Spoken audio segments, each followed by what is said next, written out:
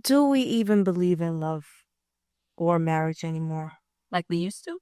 like we used to? Okay.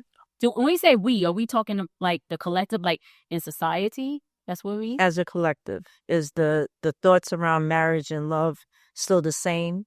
Or because of our up and coming last two generations, they have changed the game on how they feel about relationships and how it's treated? That's a lot to unpack there because I feel like when we say up and coming or last two generations, since they're changing the game, or potentially, if that's what we want to say, Mm-hmm. I think a lot of that, how they think and feel and move, is dictated by what they saw growing up. I think some of that has some elements to it, Yes. right? So if they saw something that grandma was doing, mommy and daddy was doing, and they ain't like it, Yes. the endeavor was to change it. Mm. And then you layer on social media, which I feel like has a huge impact on it, just people's thoughts, because a lot of times it's groupthink. Like, to me, social media is like groupthink. Like, no one has their own individual line of thinking. They're taking something from what they've seen Mm-hmm. and they're running with it. Yeah. And I think that's problematic.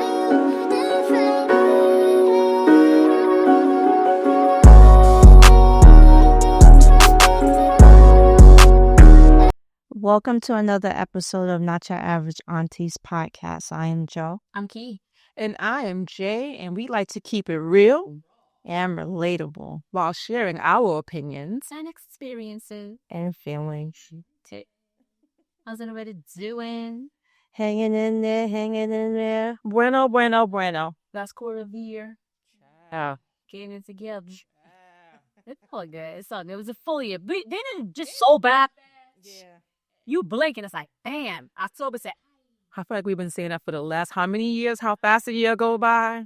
I've always felt like that. After April, when my birthday passed, the rest of the year just zooms by. yeah. The little eyes is such a golden. I'm just mad the freaking gotta put goddamn heat on, man. That's some bullshit. I ain't turned mine on I yet. haven't turned it on yet. I'd like get your ass in them covers. It's Sweatpants, I be cold. A jacket or a sweater ain't trying to be cold. I mean, the rule of thumb is after what, October 15th? Or temperatures drop below a certain so we had some freaking below 50s. So I keep it there. it throws on my couch, and I'll walk around here with some pants if I need to. But other than that, Oh, that's crazy because even it has to be really cold. Like, I'm still in the house and it's no heat on. I'm still walking around shorts. Oh hell no! You must be hot. turn this off. You must still be going through the whatever. No. I just turned my fan off. What? Even 2 weeks ago. Mm-mm. No, I was running mine in the bedroom a couple of times. Like, oh, you know, yeah, cold. Go ahead. Listen, here's the thing. I don't like AC, and I don't like to be cold. Like I don't like to be cold. Like I don't even like air conditioning. So I feel you. What we talking about today, Joe? Do we even believe in love or marriage anymore Like we used to? like we used to? Okay. When we say we, are we talking like the collective, like in society? That's what we. As a collective, is the thoughts around marriage and love still the same?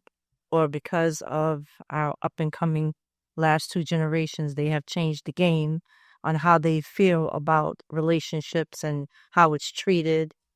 That's a lot to unpack there because I feel like when we say up and coming or last two generations, since they're changing the game, or potentially, if that's what we want to say, Mm-hmm. I think a lot of that, how they think and feel and move, is dictated by what they saw growing up. I think some of that has some elements to it, Yes. right? So if they saw something that grandma was doing, mommy and daddy was doing, and they ain't like it, the endeavor was to change it. Mm. And then you layer on social media, which I feel like has a huge impact on it, just people's thoughts, because a lot of times it's groupthink. Like, to me, social media is like groupthink. Like, no one has their own individual line of thinking. They're taking something from what they've seen Mm-hmm. and they're running with it. yeah. And I think that's problematic. So when I was thinking about this topic, I was looking at it from several angles, right? So one is like, do we believe in love, or do people or anyone believe in love the way that probably even we believed in love back then, or just how people define love back then versus how they define it now? But I also thought about it in a way of how people are dating, what their intentions are behind either dating the person that they're dating or being with the person that they're with. So to me, I think love has taken on a different meaning when you put in the intention behind the dating piece of it. So what is your true intention of dating or getting into this relationship? What I'm starting to see is people are dating not just for love, but other reasons, financial reasons, cohabitation reasons. Like, is some of the drivers behind. So to me, that begs the question: is there true love there or not? And you say that today because I would have thought older generations were dating, like, so being with someone for security and financial. I think they stayed for that. I think they probably stayed in situations for that longer than people do today. Because I thought today is more of a choice. And I think they're choosing that. Interesting. What about you? That's interesting. My thoughts on relationships growing up was getting married, the white picket fence, having the husband in the house and the kids. I did believe in the woman having a career versus being the stay-at-home mom. But for the most part, I believed in the unity of, and I still do, I still had that strong opinion about what marriage is supposed to be like. It seems like now it's more of people being treated like baseball cards. Nobody's really sticking around to make it work. The minute there's some type of element that makes them feel this is not working, it's immediate divorce or it's immediate separation. Nobody wants to work at the relationship. I think, well, I can look at that two ways. I can look at it for people who throw their hands up very quickly. Did they really put in the effort? Did they really, should they have even been together to begin with? But then if they are, did they actually put in the effort? And then for people who actually do wind up staying, are they staying longer than they should have? Yes. So yeah, I would venture to say that historically, when I think about society, not just my beliefs, these are not my beliefs. I'm just thinking the overall society. I think love and marriage used to be seen as the ultimate life goal. Now I think many people prioritize independence, their wants and needs, not having the ability to compromise careers or not having the ability to compromise goes hand in hand with that personal happiness first. Me. That's, I think I've said that in another episode. A lot of the issues with, in my view, with relationships is that it's me. Why should I have to? What me? And it's sometimes I think that has a lot to do with social media and that group thing. Because if you see a lot of people, like even if it's women saying, a lot of the girls like, he sends me a text and this is all on social media. And he sends me a text and it's like, good morning, love. And it's like, okay. And I'm just like, why is that a thing? Okay, so he says the morning love, you say something back, and now I get it if he's not following up with something, if it's all fluff.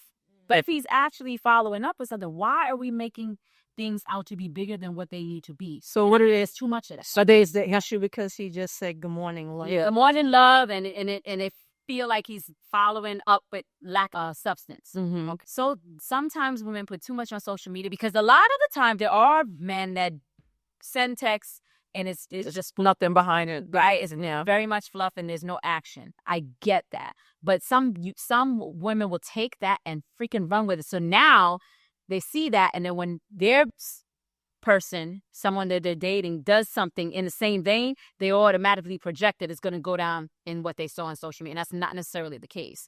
And or they don't even get to the point where it could be. They're being dismissive. So it's just like, what is going on here? Yeah. So I feel like that comes down to that personal me. What? And then for the flip side, for the men, same thing we could use with the who's paying what kind of meal, where you taking it to, and all that nonsense. And it's like, it's too much. I think if people laid off social media, you might have more relationships that are a little bit more healthier. And it could get to that point. Yeah. Right now, they ain't even giving a shot. No, because if you have that me, it goes back to what Joe was saying, that people are too quick to throw their hands up because they're coming in with it's all about me. When I'm getting into this relationship, and they have to come up to my standards. Are you coming up to their standards? Like, are y'all talking about what y'all standards are to even determine whether you should even be together or not in the first place?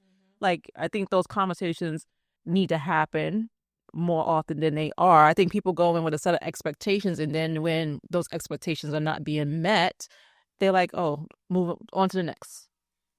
But what kind of expectations are you referring to?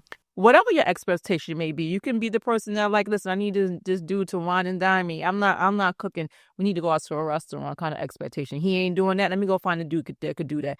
He comes with the expectation of, I want her to be cooking the meals for me every night or whatever. And she let me know, let me go find the next one. Let me just find a person that's going to do those. If you haven't had those kind of conversations, and that's just one little thing to me, it's a little bit trivial, but that's just one example. There's many things that people have on their checklists of what they're looking for in a relationship that's either not being communicated, or they're not trying to see this person for who they really are. They're just going off of this freaking checklist. Because I think there's more to people than a checklist. But I think you hit on the head. A lot of people have this, men and female, checklist. She got to have this, that. He got to have this. And what's in between? Because sometimes, you may not even find the person that has all those things, but they might be your person. You may have 10 things. They may have 7 or 8. They might be your person. And of those 7 and 8, they will rise to the occasion because they like you enough to do it. Right. And what's your non-negotiables? Like, there are certain things on that list you gotta be like, oh, is this really, like, do I really need this from this person versus this is what I really need from this person? Yeah, I think it should be prioritized. Like, what is a non-negotiable? Yeah, because no one's gonna be 100% of what you want them to be. Right? No one's gonna give you 100% of what you think. And sometimes, do you even really think you need all those things? And is it your checklist or is it somebody else's checklist? You talking, but sometimes your checklist is really your friend's checklist. And that, I hate to say this, but even with women, you say that's your checklist, but it really was your friend's checklist, but you're not even operating in the right realm to even demand that checklist. But here you go, but your friend is, you think you are. So again, that's groupthink, right? So now you're not even, so now you attract that certain type of man. It could never be that checklist. It makes me think about but it's the truth. It makes me think about the thing where everybody was saying, I need that Sierra prayer list, whatever. That worked for Sierra. That was her thing. So it was your. She was probably healed. And are you operating in that vein to even, that's what I'm saying, to attract that? Exactly. Sometimes we want these things, but we don't dress it up in a way and present ourselves in a way where we can receive it. And that's just my take. A lot of things, like I said, could be resolved if people would just communicate. Communicate, yes, but also just take some stock in yourself and, be open and not try to be what you think your friends like, or be what you want to be and attract the person that you need for yourself. I think sometimes we try to, we rely too much on somebody else's opinions. That's another layer of the person that we're with. Right.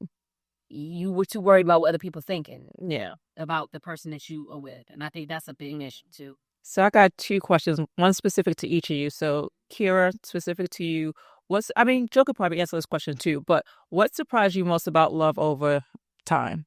I don't know if surprise is the right adjective to use, but I think being able to have love and love on a new level, like leveling up when you are faced with adversity. I think so I don't know if surprise is the right word, but that is something that can make me appreciate my partner when we can love each other through something.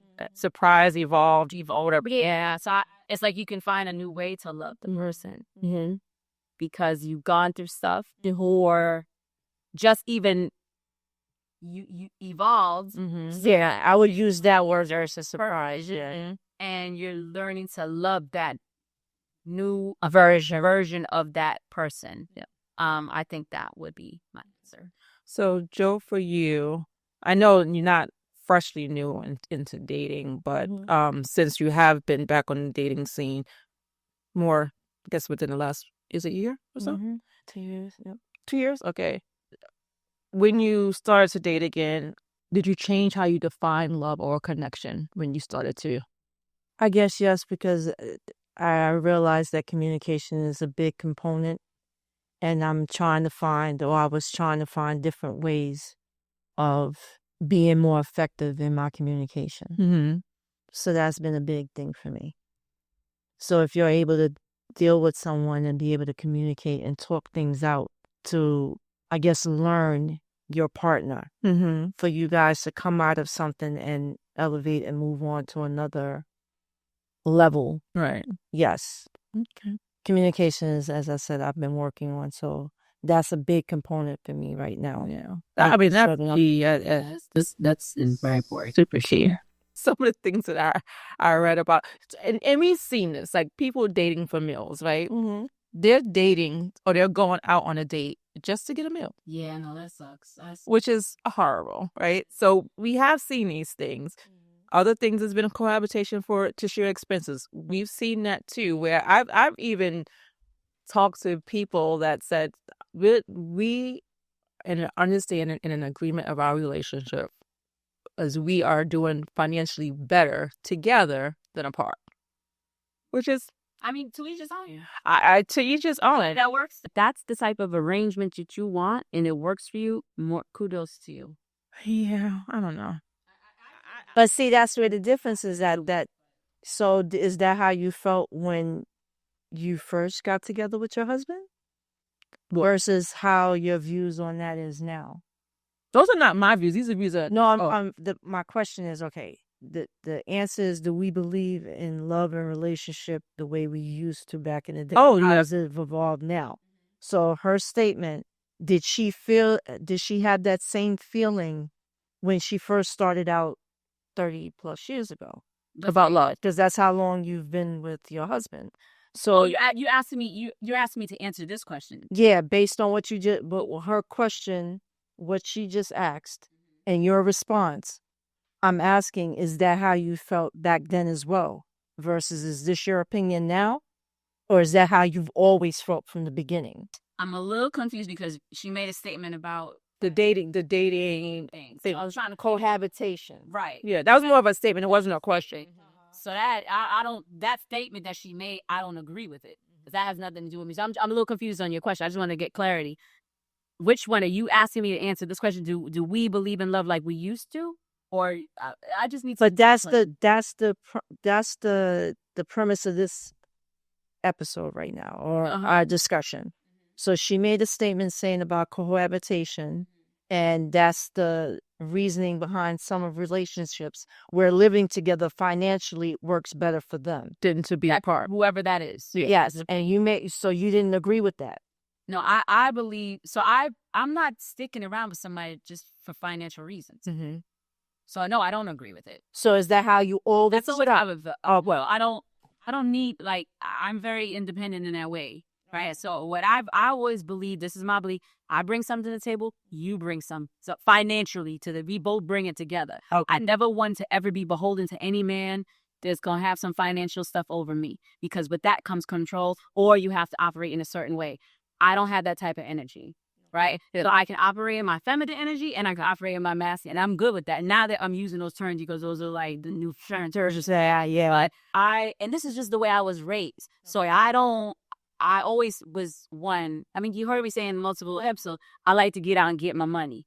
Right? Because to me, it's a sense of freedom, independent of whatever relationship, your work relationship, right? Man, together, I ain't with that. And just to clarify, it's not that one person is more financially dependent on the other person. Mm-hmm. These two people probably are making good money independently, but they're finding themselves living a so-called better financial life or having a certain lifestyle because they're not paying for these expenses all on their own. I only emphasize that because how some of us was raised, it was usually a woman being the housewife. Yeah. So she had to be dependent on whoever she got with it. I don't subscribe to that. I don't want my kids doing. I don't want that. And I don't mind housewife duties. I just like my freedom. Yeah. So that's that. And granted, there are some women who are housewives and still have their financial freedom, or they still have their independence. But there are some who don't, who are sort of like, I never forget years ago that, I forget if they called. I just want to call my husband. I was at admin at the time. Call my husband because I need to. I'm surprised that you're sharing this information with me. I need to let him know that I'm going to spend X amount of dollars. No, I have a friend like that. Okay. But that's their That's their thing. That's their thing. You know, and I don't never want to project where I think and myself. I'm not projecting out on there. That's something that works for the house. So that's all. Yeah. That's just not. I don't feel that I feel like I've said this before. Before, yeah. I don't feel like I have to call my husband and consult him on low ticket items. Right. You know, big ticket items we talk about. Those ticket items I don't feel. But everybody's different. So that's cool. You know what I mean? That's cool. And that's where the change is. Some people, if you believe in love and marriage, the old way was you got married and the husband took care of you. New way is it's a combination of both partners. Maybe it depends. I think it's nuanced. It depends on people In time and in errors, you know, at the time, yeah. So I mean, and if you think about it, although the man was outside working, the paycheck came home to the wife because the wife was overseeing the house. Yes, she was the manager of the house, right? So that paycheck came to her, and he technically was getting the allowance. That's how it was way back in the day, for sure. Do you think our parents and grandparents actually loved each other more, or did they just tolerate? I think they tolerated. My grandparents, I felt like my grandparents and my great grandparents, I felt like they truly love each other. You seen I love that. the agreements, disagreements. You seen how they got through those kinds of things because people you have to love somebody to stick those things out, right? So if you don't stick those things out, I won't say she didn't love them, but if you stick those things out and you work through them and you still will sit there and hold each other's hands and you still go on your dates and you still do, I think they truly love each other. I believe they loved each other in the very beginning. As time went on, they started to hate each other, but because they stuck it out and was able to tolerate each other, that brought them to a new level of love. A different kind of appreciation, yes. A different kind of love with each other. Yeah, I think you hear people say like, "Man, I'm gonna go for a different model of her, or I'm gonna go deal with somebody who's the same way as him or her." Just like, you know, I think they figure out how to love each other differently. Yes. Is with all the focus on self-love today, are people forgetting how to love someone else? It could be, and I think that comes from those me type of people. Because if you're gonna be all you and you don't have no capacity to love somebody else because you have to love somebody differently than how you love yourself. So yeah, I think so. But you can't. How can you love someone else if you don't love you? Not saying don't love you. We're saying love you, but make sure you have enough room to love somebody else. Otherwise, just stay by your damn self. Correct. For our viewers, we talked about different intentions of dating. Have any of you ever gone on a date just for a meal?